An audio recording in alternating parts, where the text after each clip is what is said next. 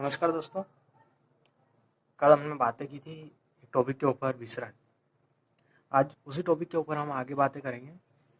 तो उसको मैं जो विसरण होता है उसको प्रभावित करने वाले कारकों की बात करूँगा आज। Factors affecting diffusion. ठीक है, तो मैं आपको बता देता हूँ विसरण को प्रभावित करने वाले कारक। ठीक है, विसरण को प्रभावित करने वाले कारकों मतलब विसरण को जो प्रभावित करते हैं उनके कारकों की आज बातें करेंगे हम आगे। तो मैं आपको मुख्य इसके 4 कारक बताऊंगा। ठीक है, ध्यान से समझने की कोशिश करना। अगर कुछ समस्या आती है तो बिल्कुल मुझे कमेंट में आप बता देना। ठीक है, फर्स्ट कारक है इसका विसरण करने वाले पदार्थों का घनत्व।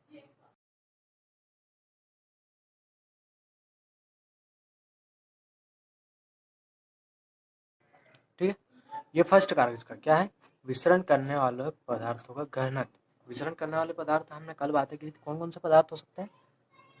गैस हो सकती है, ठोस हो सकते हैं, या फिर द्रव हो सकते हैं। ठीक है, तीनों अवस्था में पाए जा सकते हैं। तो ये पदार्थ होते हैं, ये यही विसरित होते हैं। तो इनका क्या घनत्व की बात हो रही है यहाँ पे, किसकी बात हो रही है, घनत्व। ठीक है, तो इसको हम विसरण के नियम के अनुसार एक साइंटिस्ट थे, ग्राम ग्राम ग्राम एक साइंटिस्ट थे, वैज्ञानिक का नाम है। ठीक है, ये जो ग्राम है ये एक साइंटिस्ट थे। इनके नियम के अनुसार देखें हम तो गैसों एवं पदार्थों के अणुओं का विसरण की दर, मतलब क्या, गैस या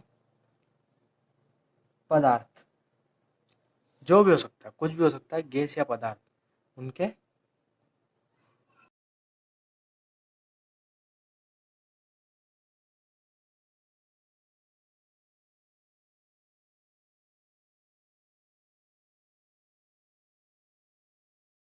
मतलब क्या इसका, गैसों या पदार्थों उनके अणुओं की विसरण की दर उनके घनत्व के विलोमानुपाती होती है। मतलब क्या, हम इसमें डिफाइन कर सकते हैं जैसे डी विलोमानुपाती 1/d, स्मॉल डी करनी स्मॉल डी। जहाँ पर हम देखेंगे यहाँ हमने माना है जो डी है कैपिटल, वह है विसरण की दर,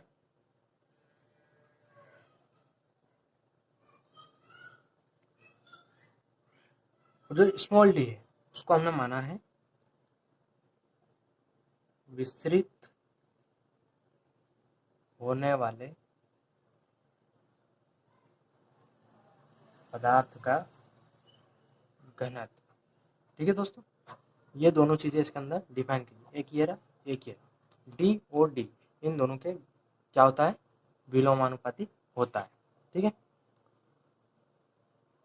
इसका अर्थ यह बताया गया है कि भारी गैसें अधिक घनत्व वाली गैसों एवं पदार्थों का विसरण कम घनत्व वाली गैसों एवं पदार्थों की अपेक्षा धीमी गति से होता है। मतलब सिंपल सा है, अगर कोई भारी वस्तु है हमारे पास, ठीक है, इसका मान लो भारी वेट है, मतलब वजन है कुछ अधिक अधिक इसको बोल सकते हैं हम घनत्व। ठीक है, अधिक घनत्व, और इसका है कम घनत्व। ठीक है, दो वस्तु है हमारे पास, first step and two step. ठीक है, ये अधिक घनत्व वाली, एक कम घनत्व वाली। तो इसमें बताया गया है कि जो कम घनत्व वाली जो वस्तुएं होती है उनकी जो गति या विस्तृत होने की जो गति है या परिवहन होने की जो गति है वो तेज होती है किसकी तुलना में, अधिक घनत्व वाले पदार्थों की। ठीक है, वो पदार्थ कुछ भी हो सकता है जैसे कि गैस, ठोस, द्रव, ईटीसी। ठीक है, ये था इसका फर्स्ट प्रभावित करने वाले कारक। अब सेकेंड है इसका विसरण माध्यम का घनत्व।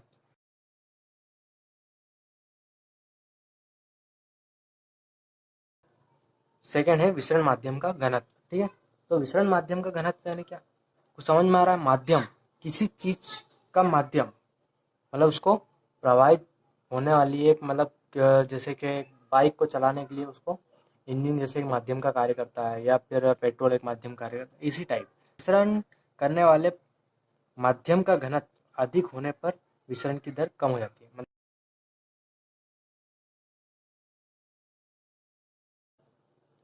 मैंने लिखा है विसरण करने वाले माध्यम का घनत्व अधिक होने पर विसरण की दर कम हो जाती है। मतलब क्या, जो विसरित होने वाला जो पदार्थ है जैसे गैस, द्रव या ठोस इटिस जो भी हो सकता है, उनका अगर घनत्व अधिक है तो उनकी विसरित होने की मतलब परिवहन होने की जो दर है, मतलब एक निश्चित समय है, वह कम हो जाता है। ठीक है, तो इसका ये सेकंड प्रभाव है। ये किसके ऊपर, घनत्व के ऊपर कार्य कर रहा है सेकंड प्रभाव।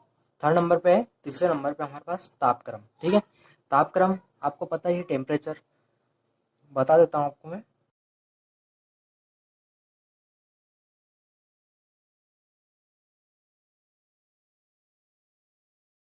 ठीक है दोस्तों, मैंने लिखा है विसरण करने वाले माध्यम का तापक्रम बढ़ने पर उपस्थित कणों की गतिज ऊर्जा बढ़ने के कारण अणुओं के विसरण की दर में वृद्धि हो जाती है। मतलब क्या, अगर हम तापक्रम बढ़ा देते हैं, जो भी हमारा पदार्थ है, या जैसे कि मान लो एक वाटर की बात कर लेते हैं, हम पानी की बात कर लेते हैं, तो उसको अगर हम टेम्परेचर यानी कि उसको गर्म करते हैं तो उसके जो अणु हैं उनका क्या रोटेशन बढ़ जाता है। ठीक है, उनका रोटेशन बढ़ जाता है जिसके कारण विसरण की दर में वृद्धि हो जाती है। ठीक है, इसका एक ये है विसरण का एक मुख्य प्रभाव या उसका कारक, प्रभावित करने वाले कारक है, जो मैंने तीन आपको समझा दिए हैं।